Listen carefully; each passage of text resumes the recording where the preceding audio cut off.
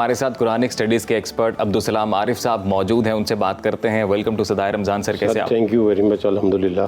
عبدالسلام صاحب, اللہ نور السماوات والارض کا فلسفہ آج ہم آپ سے جانتے ہیں. جی, بسم اللہ الرحمن الرحیم. اللہم صلی علی سیدنا محمد وعلی آلہ وصحبہ وبارک وسلم. یہ سورہ نور کی آیت نمبر 35 ہے جو ابھی آپ نے پڑھی ہے جی, جس میں, اور یہ بڑی دلچسپ آیت بھی ہے اور مشکل ترین آیت بھی ہے. اچھا. جس میں اللہ کہتے ہیں کہ اللہ نور السماوات کا عرض ہے, اور اس نور کی مثال, تمثیل کا لفظ قرآن یوز کرتا ہے.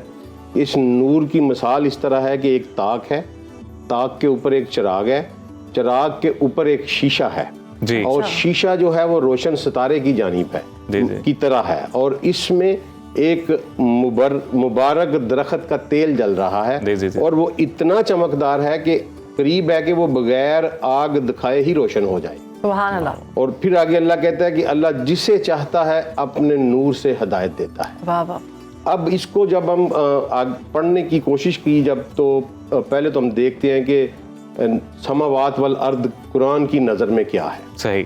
تو قرآن نے پہلے آیت نمبر سورہ طلاق کی آخری آیت پہ ہے جس میں اللہ نے کہا کہ میں نے 7 زمین اور 7 آسمان بنائے. میننگ دیر بھائی کہ 7 کائناتیں اللہ نے بنائی, اور اللہ نے کہا کہ ان سب کے اوپر میرا حکم اترتا ہے. ملٹی یونیورس کنسیپٹ ہے قرآن کی نظر. صحیح سے.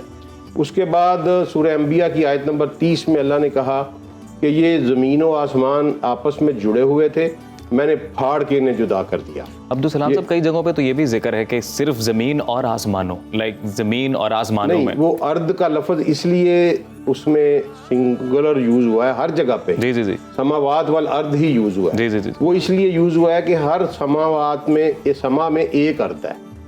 صحیح صحیح صحیح صحیح. سمجھ گئے نا, جتنے آسمانوں کا ذکر ہے ان میں ہر ایک میں ایک زمین. ہر ایک میں ایک زمین. ٹھیک ٹھیک ہے. یہ سورہ طلاق کی آخری آیت واضح کر دیتی ہے اس کو. اور پھر سورہ انبیاء کی آیت نمبر 30 میں بگ بینگ کا ذکر ہے. صحیح. پھر اس کے بعد سورہ زاریات میں اللہ تعالیٰ نے کہا کہ میں نے اس کائنات کو اپنے زور بازو سے بنایا ہے. آیت نمبر 47 ہے کہ اور یہ میں اس کو مسلسل وسیع کر رہا ہوں. جی جی جی. ایکسپینڈنگ یونیورس والی آیت. اس کے بعد سورہ زمر کی آیت نمبر 5 میں کہا کہ جتنے اجرام فلکی ہیں یہ سب کے سب جو ہیں وہ موو کر رہے ہیں. صحیح. کوئی ساکن نہیں ہے. پھر سورہ یاسین کی آیت نمبر 40 میں یہ بات کہی کہ جو یہ موومنٹ ہو رہی ہے یہ بے ربط یا بے ہنگم موومنٹ نہیں, ہر کوئی اپنے اپنے مدار میں تیر رہا ہے. اب یہ ایک کو ریکیپ کرتے ہیں کہ قرآن کی نظر میں جو فلسفہ ہے سماوات کا وہ یہ ہے کہ ملٹی یونیورس کنسیپٹ ہے. ہم ایک سما میں رہتے ہیں, اس کا نام اللہ نے دنیا رکھا ہے. اور یہ بنی کیسے؟ یہ بگ بینگ کے ذریعے ایک بہت بڑا دھماکہ ہوا اور اس سے یہ وجود میں آئی, اور اس کے بعد اللہ تعالیٰ اس کو مسلسل پھیلائے جا رہے ہیں, اور اس کی ہر چیز گردش کر رہی ہے, اور ایک ربط میں ایک اپنے اپنے پرٹیکولر سرکولر کے اندر یہ جو ہے نا یہ حرکت ہو رہی ہے. بالکل ٹھیک. یہ تو کنسیپٹ ہو گیا جو اللہ نے قرآن میں دیا ہے. سمری میں نے آپ کو بتا دی کہ سماوات کا کنسیپٹ یہ ہے. ٹھیک ہو گیا. اور ہم ایک سما میں رہتے ہیں. یہ جو کچھ ہم دیکھ رہے ہیں ابھی تک, جتنی بھی یونیورس ایکسپلور کی ہے ہم نے ہبل سے یا اس سے ایڈوانس ٹیکنالوجی سے بھی, تو وہ صرف اور صرف ہم ایک سما کی بات کر رہے ہیں, اور ساتھ ہیں, اور ساتھ ہیں. اس سے آگے وہاں تک تو ہماری ابھی تک رسائی نہیں ہوئی. میں آپ کو بتاؤں گا کہ قرآن کتنا آگے ہے اور سائنس کتنی پیچھے ہے. اب ہم بات کرتے ہیں نور کی. 2 چیزیں ہیں اس آیت میں کہ ایک نور ہے, ایک سماوات. اللہ نور السماوات. ٹھیک ہے جی. اب نور کا مطلب جو عام میننگ ہے وہ روشنی ہے, اور روشنی انرجی کی ایک قسم ہے. جی جی. A type of energy. بالکل. اب جب سائنسدان اس کے اوپر کام کر رہے تھے تو آئنسٹائن نے اس کو ایکسپلور کیا کہ یہ دنیا جو ہے یہ ایکسپینڈ کر رہی ہے, اور اس میں اس نے کہا جی کہ کوئی ایک ایسی سیکرٹ انرجی ہے, اتنی پاورفل انرجی ہے, اس نے کہا کہ جس کو میں ڈیفائن ہی نہیں کر سکتا. صحیح. تو اس نے اس کا نام کاسمک کانسٹنٹ رکھ دیا. Cosmic constant. اور اس نے کہا جی کہ میں اگرچہ خدا کے وجود کو نہیں مانتا, لیکن میں یہ ضرور مانتا ہوں کہ یہ سب کچھ کسی ایک ڈیزائنر نے بنایا ہے, اور کوئی بڑی ہی اسٹرانگ فورس اس کو کنٹرول کر رہی ہے, اور وہ اس نے نیچر کا نام دیا اور کاسمک کانسٹنٹ کا نام دے دیا. اس کے بعد پھر مختلف ریسرچز ہوتی گئیں. تو اب سائنسدانوں نے جب یہ دیکھا کہ یہ یونیورس ایکسپینڈ کر رہی ہے, تو اب ذرا یہ غور کریں آپ کہ سب سے پہلے ان سب کو بنانے کے لیے ایک انرجی چاہیے تھی، جی ٹھیک ہے جی. پھر اس جو بگ بینگ کا دھماکہ ہوا اس دھماکہ کرنے کے لیے ایک انرجی چاہیے تھی، پھاڑنے کے لیے انرجی چاہیے تھی. بالکل. پھر جو کچھ ایکسپینڈ کر رہا ہے آہستہ آہستہ آہستہ اس کی ایکسپینشن کو برقرار رکھنے کے لیے انرجی چاہیے آپ کو، کنٹینیوس انرجی چاہیے، اتنی فورس چاہیے جو گریوٹی کے اگینسٹ ہو اور گریوٹی کو اوور کم کر کے جو اجرام فلکی ہیں ان کو وہ اوے لے جا رہی ہو، اور ایک ربط کے ساتھ، ایک ربط کے ساتھ پھر ٹھیک ہے. اور پھر یہ سب کو موو کرنے کے لیے ایک انرجی چاہیے، اور پھر اس ساری موومنٹ کو ایک ربط میں رکھنے کے لیے، کنٹرول میں رکھنے کے لیے ایک انرجی چاہیے. اب دیکھیں یہ کتنی بڑی سورس آف انرجی چاہیے ہوگا. تو اس کو اللہ نے کہا کہ یہ اس کا سورس میں ہوں.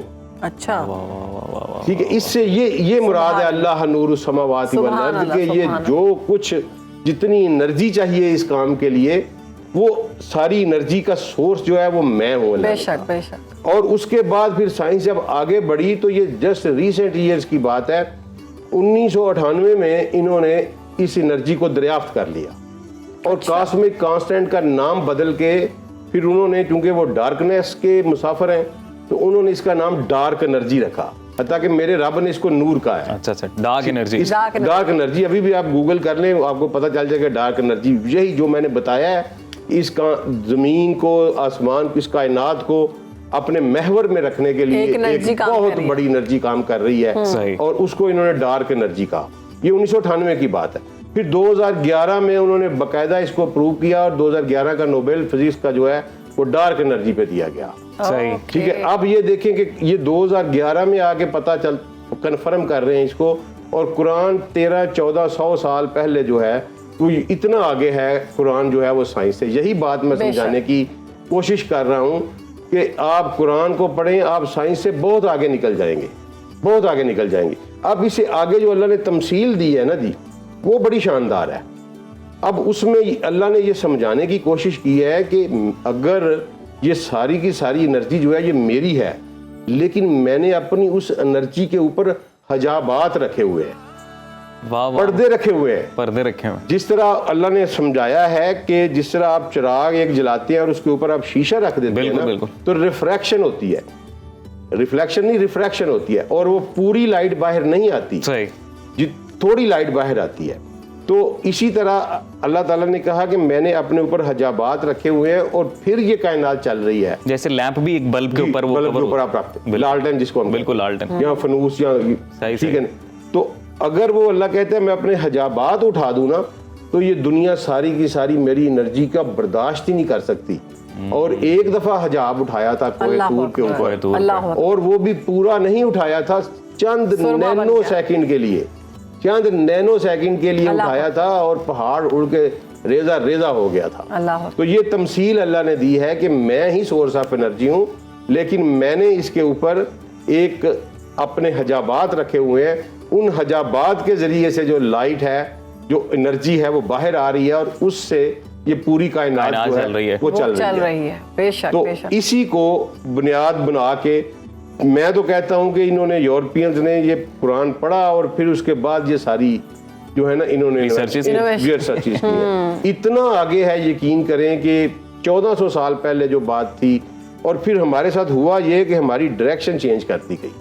یہ سب سے بڑا ظلم جو ہوا ہے نا اس قوم کے ساتھ. آج بھی ایک دوست آئے ہوئے تھے اسلام آباد سے، تو آپ کے چینل سے ہی نمبر لیا تھا انہوں نے. اچھا. تو وہ مجھے ملنے ہو تو انہوں نے مجھے سے یہی بات کی کہ جناب یہ ہوا کیا ہمارے ساتھ کہ یہ ڈائریکشن ایک دم سے چینج کر کے اس دین کو مذہب بنا دیا گیا، اور اس کو ایک بحر بے کراں جو تھا اس کو ایک سمندر کا تھا، اس کو ایک چبچا پانی کا چھوٹا سا ٹب بنا دیا گیا. اور اس کے بعد پھر کہا گیا کہ یہ صرف عبادات کرتے جائیں اور آپ تزکیہ نفس کریں اور باقی یہ کچھ نہیں ہے. سمجھنے کی کوشش نہیں کی گی نا، پڑھا ہی نہیں ہے نا جی.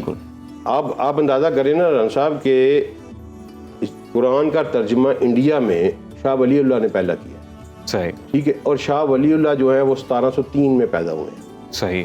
ٹھیک ہے. اب اسلام انڈیا میں آیا 712 میں، اور तर्जुमा 18वीं सदी में तर्जुमा हो रहा 1700 1000 साल के बाद तर्जुमा हुआ है। अल्लाह अकबर। अब हम क्योंकि यहाँ के नेटिव लोग रहने वाले हैं, हम जानते हैं कि हमारे देहातों में हमारे बड़े दादी दादा हमने देखे हुए हैं अपने, तो कोई शादो नादर बंदा अरबी जानता था, हाँ जी, तो फिर दीन कैसे समझा गया? ये एक बहुत बड़ा सवाल है, तो फिर इसी तरह समझाया गया। ठीक है ना, कि कोई एक शादो नादर बंदा होता था 15-15 20-20 देहातों में, कोई एक बंदा जो अरबी जानता था, और वो फिर वो जो कह देता था वही दीन चल जाता था। अब्दुल सलाम साहब, ये इंटरप्रिटेशन बड़ी ज़रूरी है। अब कुरान जब हम पढ़ते हैं और उनकी आयत का हर्फ हर्फ जब तर्जमा भी पढ़ते हैं ना, तो तब भी मतलब जिस तरह से भी डिटेल में ये जो कनेक्टिविटी आप बना पा रहे हैं, वो समझने के लिए भी आपके पास एक गाइडेंस तो चाहिए ना। मेरे ख्याल से वो गाइडेंस मिसिंग रही है। सर देखिए, मुहिउद्दीन अरबी ने लिखा है कि कुरान को समझने के लिए कम अज कम 16 उलूम का होना इंसान के पास जरूरी है। सही, कम अज कम, ठीक है जी। और इसमें सबसे ज्यादा एक चीज है कि हम लोग अरबी को, तो हमें अरबी आती नहीं है और हमें दूसरों से लेनी पड़ती है समझ। अब वो किसी ने किसी लफ्ज का कुछ और तर्जुमा किया हुआ है और किसी और ने किसी एक लफ्ज का और तर्जुमा किया हुआ है, तो इसको फिर किस तरह से इंसान समझे? देखें, वो बेस्ट मेथड जो है ना जी, जो मेरे उस्तादों ने मुझे सिखाया था और जिससे मैंने ये सारा सीखा, वो ये है कि कुरान को पहले कुरान से पढ़ना है। ठीक है जी। कुरान आपने 90% मीनिंग कुरान से ही बता देगा। मसलन अल्लाह ताला ने ये एक खूबसूरत प्रैक्टिस की है कि अल्लाह ने कुरान में एक लफ्ज़ 2 मानियों के लिए इस्तेमाल नहीं किया। अच्छा, सही, ठीक है, तो ये फार्मूला है कि कुरान को आप कुरान से पढ़ें। मैं इसकी एक मिसाल देता हूँ आपको। एक हदीस है कि नजद से शैतान का सींग तुलू होगा, सही, जो आम तर्जमा हमारे चलता है। ठीक है, अब वहाँ लफ्ज़ है वह बिहा यतलाउ कर्न शैतान, कर्न का लफ्ज़ है। ठीक, अब कर्न का लफ्ज़ इन्होंने हदीस में उसका तर्जमा कर दिया सींग। वाकई उसका तर्जमा है सींग, लेकिन कुरान में ये लफ्ज़ 20 दफ़ा यूज़ हुआ है और वो सही। डिफरेंट। और वो ज़माने के लिए यूज़ हुआ है। ओके, ठीक है जी। कर्न, कराइन, करनैन, तीनों जो है ना अरबी के सीगे, कर्न सिंगल, करनैन 2 और कराइन प्लूरल, ठीक है, ये तीनों के तीनों 20 दफ़ा कुरान में यूज़ हुआ है और 20 के 20 दफ़ा ही ये ज़माने के लिए यूज़ हुआ है। अब उस हदीस का तर्जुमा ये था कि शैतान का ज़माना नजद से तुलू होगा। सही, सही, सही, मैंने एक आपको एग्जांपल दी है। ठीक है, तो ठीक है। कुरान पढ़ने का मेरे नौजवानों को ये पैगाम है, अपनी नई नस्ल को, कि कुरान को कुरान से पढ़ेंगे जब आप, तो आपको, और अगर वहाँ कहीं समझ ना Confusion लगे नहीं होगी। तो फिर आप हदीस पे चले। अब्दुल सलाम साहब, वैसे हमने जिस सेगमेंट का ये आगाज़ किया ये भी बड़ा हेल्प आउट कर रहा है। आई एम श्योर इसका बड़ा अच्छा फीडबैक आ रहा है समझने और में। बड़ी अच्छी और नेक काविश आपकी तरफ से भी। तो ये सिलसिला इंशाल्लाह जारी जारी रखेंगे। इंशाल्लाह। तो अभी नेक्स्ट हम टॉपिक किस पे बात करेंगे? कोई अभी हिट दे कल इंशाल्लाह हम फतह मक्का पे बात करेंगे। फतह मक्का पे बात पे बात इंशाल्लाह। करेंगे। बड़ा दिन है कल इंशाल्लाह। इंशाल्लाह।